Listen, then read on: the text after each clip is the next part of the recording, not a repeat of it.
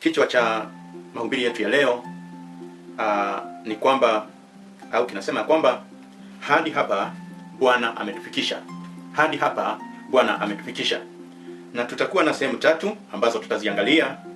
Na sehemu ya kwanza inasema kwamba kumbukumbu ya safari. Yaani kuangalia nyuma, kutazama nyuma mahali ambapo tumetoka. Sehemu ya pili ni nguvu ya shukrani. Yaani katika changamoto. Nguvu ya shukrani. Na sehemu ya tatu ni tumaini la kesho. Yaani kutazama mbele. Na hizo ndizo sehemu ambazo tutaziangazia kwa wakati huu.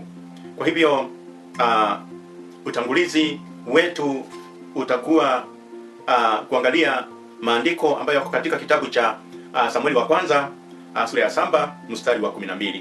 Na neno nasema kwamba ndipo Samueli akatoa jiwe akaliweka kati ya Mispa na Sheni, akaliita jina lake Ebeneza, akisema hata hapa Bwana ametusaidia. Hilo ndilo neno ambalo litatuongoza kwa siku ya leo. Na tukiangalia sehemu ya kwanza kama tulivyotangulia kusema, tulisema ya kwamba tutaanza kuangalia kumbukumbu ya safari. Yaani mahali ambapo tumetoka. Tumetoka wapi? Tumetoka mbali. Kuanzia Januari na kufikia wakati wa Disemba. Kwa hivyo kuna miezi 11 na huwa 12. Yamkini hatuwezi tukasema ya kwamba hatukupata changamoto.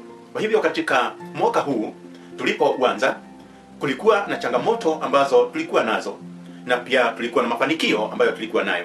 Kwa hivyo tutaangalia kutazama nyuma. Kwa hivyo tutaangalia nyuma mambo ambayo tumekubana nayo, mambo ambayo tumeyapata mazuri na pia mabaya.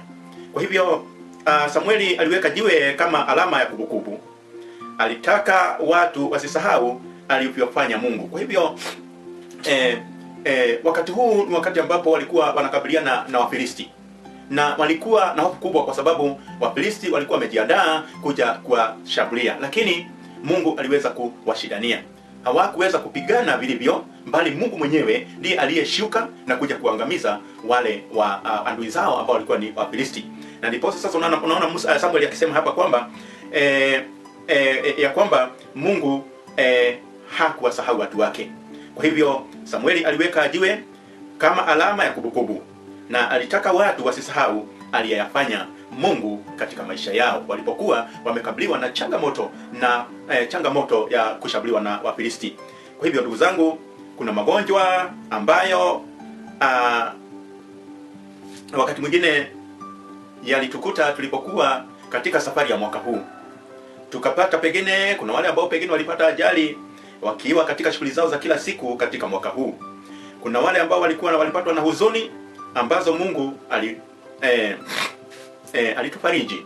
Na kuna milango iliyofungwa lakini Mungu akafungua mingine. Kwa hivyo nataka tuangalie hayo. Kuna magonjwa ambayo hayakutuua. Manake tulipata magonjwa tukakimbia hospitali, tukawa tunaumwa sana, wengine hata wakilazwa pale nyumbani, wengine wakiumia sana, lakini Mungu alitujalia akatuponya. Jambo la pili, kuna ajali ambazo pengine tulikubana nazo na tukaponea chupu.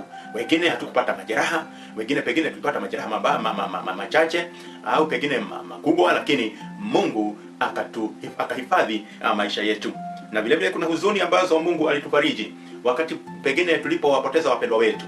Kuna ile huzuni ambayo inakuja, pengine kupoteza kazi, pengine kupoteza wapendwa, pengine kupoteza na hata wanyama, au pengine wizi ukafanyika, au mambo mengine kama hayo ambayo yalikuwa ni changamoto sana katika maisha yetu, lakini Mungu aliweza kushuka na akaweza kutusaidia. Na jambo lingine tunaweza kuliangalia ni kwamba kuna milango ambayo ilifungwa lakini Mungu akafungua mingine. Kuna mahali ambapo tulitarajia kupata mafanikio lakini ile milango ikafungwa, lakini Mungu mwenyewe alikuja akaifungua ile milango na tukaweza kufanikiwa kwa njia nyingine. Kwa hivyo pia tunaweza kusema ya kwamba Mungu ametusaidia katika mwaka huu, bali na changamoto ambazo tulikubana nazo, Mungu ametusaidia. Naye Samueli akaweka jiwe kama alama ya kumbukumbu. Sijui tumeweka alama gani ya kumbukumbu katika maisha yetu, ili kuonyesha ya kwamba Mungu alitusaidia, kama vile Samueli alivyoweka alama ya kumbukumbu na akasema ya kwamba akaliita lile jiwe Ebeneza, maana anasema ya kwamba hata hapa Bwana ametusaidia.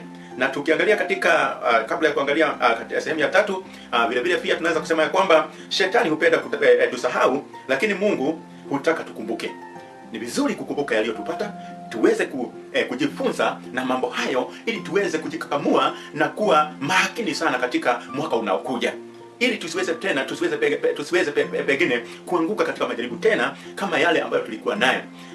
Pia tunaweza kusema ya kwamba ukikumbuka ulipotoka, utamheshimu Mungu aliyekufikisha. Ni vizuri kukumbuka mahali ambapo tulitoka pale Januari mpaka kufikia wakati huu, na zile changamoto ambazo tulikupana nazo, na vile Mungu na jinsi Mungu alivyotusaidia. Kwa hivyo ni vizuri kusema ya kwamba ni vizuri kutoa shukrani na kumheshimu Mungu kwa sababu ya yale aliyetusaidia na kutufikisha mahali tulipo kwa wakati huu. Katika kitabu cha Zaburi sura ni 103 mstari wa 2, Biblia inasema kwamba nafsi yangu umhimidi Bwana, wala usisahau fadhili zake zote. Kwa hivyo ni vizuri kukumbuka kumhimidi Bwana, kumuinua Bwana, kumuinua Bwana. Maana Biblia inasema ya kwamba nafsi yangu umhimidi Bwana. Kumhimidi ni kumuinua, ni kumheshimu, ni kumpa sifa, na wala usisahau fadhili zake zote. Kwa hivyo nafsi yangu mimi mwenyewe Biblia inasema kwamba nisisahau fadhili za Mungu, nisisahau fadhili zake, nisisahau wema wake, nisisahau mafanikio niliyo nayo imetokana na usaidizi ambao ulitoka kwa Mungu. Katika sehemu ya pili Biblia inasema sehemu ya pili inasema nguvu ya shukrani katikati ya changamoto. Je, tunatakiwa kutoa shukrani wakati tunapopatwa na changamoto au wakati tunapokuwa kubwa na shida? Ni vizuri kusema asante kwa Mungu wakati unaofaa na wakati usiofaa. Kwa hivyo shukrani si kwa sababu ya kila kitu kiko sawa. Sio sababu kila kitu kiko sawa ndio tutoe shukrani, bali kwa sababu Mungu yuko pamoja nasi. Sio lazima tutoe shukrani tu wakati ambapo tumepata mafanikio. Ni vizuri kujua ya kwamba Mungu anatembea nasi wakati wa shida na wakati wa mafanikio. Kwa hivyo wakati tunapokumbwa na changamoto, ni vizuri pia kusema asante kwa Mungu. Manake tunajua ya kwamba muda unaofaa unapofika, Mungu hushuka na huja kutusaidia. Kwa hivyo wakati mwingine tunaweza kuwa tumepoteza wapendwa, au pengine tumepoteza ajira, au pengine tumekatishwa tamaa, lakini bado tunaweza kusema asante Bwana. Ni vizuri kila wakati kutoa shukrani kwa Bwana. Kumbuka yule mzee aliyeitwa Ayubu, baada ya mali yake yote kuisha, baada ya yeye kupatwa na magonjwa, baada ya kuwa katika hali ile ya ufukara na maskini na kuumwa, yeye alisema Mungu ndiye aliyepeana na Mungu ndiye aliyechukua, na akasema jina la Mungu lihimidiwe. Kwa hivyo sisi ni vizuri kujifunza na watu kama wale. Alipata akiwa katika hali ile aliyokuwa naye, bali bado alikuwa na nguvu ya kusema ya kwamba na jina la Bwana lihimidiwe, jina la Bwana litukuzwe. Kwa hivyo kama tumepoteza pengine wapendwa, kama pengine tumepoteza ajira, kama pengine tumekatishwa tamaa na mambo mengi ambayo tumekutana nayo, ni vizuri kusema asante Bwana. Haijalishi yale ambayo tumeyapitia, lakini ni vizuri kila wakati kusema asante, kumshukuru Bwana. Kwa hivyo Yesu alizaliwa katika hori, hakuzaliwa katika jumba la kifalme, lakini alizaliwa katika hori la kulia ng'ombe, katika zizi la mahali ambapo wanyama walikuwa wanawekwa, mahali ambapo palikuwa pengine na kinyesi, palikuwa pachafu, lakini yeye alizaliwa pale. Na wakati huu ndiye tunayesema ni Bwana wa mabwana, yeye ndiye tunayesema ni Mungu wa miungu na Bwana wa mabwana. Lakini angalia mahali ambapo alizaliwa, ni vizuri kunyenyekea. Kwa hivyo Yesu alizaliwa katika hori na si katika jumba la kifalme, lakini hapo ndipo wokovu wa ulimwengu ulipoanzia. Kwa hivyo wokovu wa ulimwengu ulianzia wapi? Ulianzia katika hori la kulia ng'ombe. Kwa hivyo usidharau ulipo, kwa sababu Mungu bado yuko pamoja nawe. Usidharau katika hali uliyo nayo kwa wakati huu.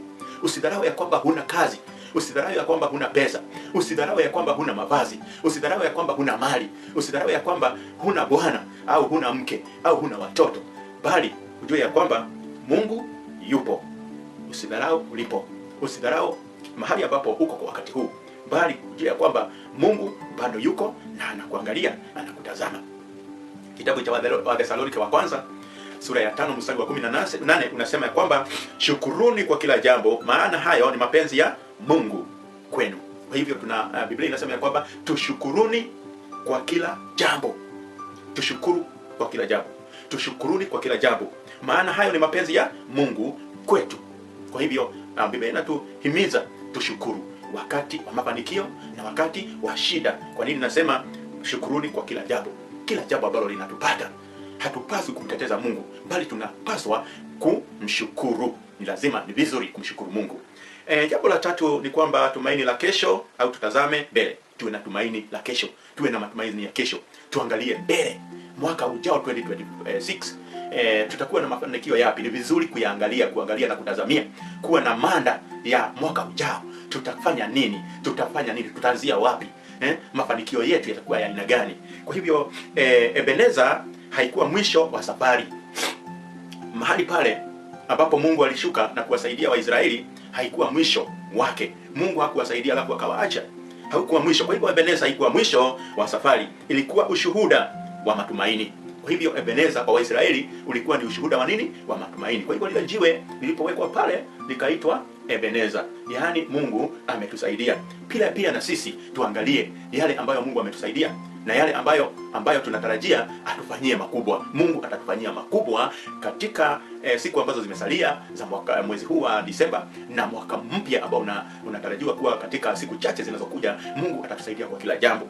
Kwa hivyo tunapoelekea Krismasi na mwaka mpya, tunakumbuka Yesu aliyezaliwa kuleta tumaini jipya. Yesu anatuletea tumaini jipya, matumaini mapya, new hope, matumaini mapya. Kwa hivyo tunapokumbuka kuzaliwa kwake Yesu, tujue ya kwamba Yesu anatuletea nini? Tumaini jipya. Jambo la pili, mwisho wa mwaka si mwisho wa maisha. Mwisho wa mwaka utakuja kuisha, lakini bado utakuwa na mwaka mpya. Kwa hivyo hautakuwa mwisho wa maisha yetu bali maisha yetu yataendelea. Kwa hivyo tutaendelea na mambo ambayo tutaendelea kuyatenda katika mwaka unaokuja. Na jambo la tatu, kushindwa leo sio kushindwa milele. Kama tumeshindwa leo, kama tunasikia kupoteza matumaini, kama tumepoteza tamaa, tumekatishwa tamaa, lakini sio mwisho wa maisha yetu. Kwa hivyo kushindwa leo si kushindwa kesho. Tumeshindwa leo, lakini kesho tutakuwa washindi. Biblia inasema ya kwamba tutakuwa washindi na zaidi ya washindi. Kwa hivyo Mungu aliyetufikisha hapa atatupukisha pia hapo kesho. Mungu ambaye ametufikisha Disemba pia atatupukisha na hata mwaka mpya, na tutaona makuu. Tutaweza kuwa watu wenye mafanikio makubwa. Tunapohitimiza ni vizuri tuangazie Biblia, kitabu cha Yeremia sura ya 29 mstari wa 11 unasema ya kwamba maana nayajua mawazo ninayowaazia, asema Bwana, mawazo ya amani wala si ya mabaya, kuwapa tumaini siku zenu za mwisho. Kwa hivyo kuna amani ambayo Mungu anatuazia kutuletea amani katika maisha yetu, na pia anatuazia kutuletea nini? Matumaini katika maisha yetu. Kwa hivyo kuna amani na matumaini. Kwa hivyo angalia hapa, kuna amani katika maisha yako na kuna matumaini katika maisha yako. Kwa hivyo Mungu anakutayarisha ili aweze kukuletea amani na pia matumaini katika maisha yako. Ndiposa Mungu anasema ya kwamba maana nayajua mawazo ninayowaazia. Anatuazia mambo mazuri, kutuletea amani, na amani inakuja wakati ambapo adui zetu wameangamizwa, kama vile Wafilisti ambao walikuwa ni adui wa Waisraeli walivyoangamizwa. Sisi tuna zile changamoto nyingi ambazo tuko nazo, na Mungu anasema tutuletea amani, ikimaanisha ya kwamba zile changamoto na yale mambo ambayo yanatusubua yatakuja kuondolewa. Pia atatupatia matumaini, kusema ya kwamba tutakuwa washindi. Tutakuwa na washindi. Manake wakati Mungu anapotuletea matumaini katika maisha yetu, tunakuwa washindi. Kwa hivyo tutakuwa washindi na zaidi ya washindi. Mungu wetu awabariki na watendee mema. Shalom.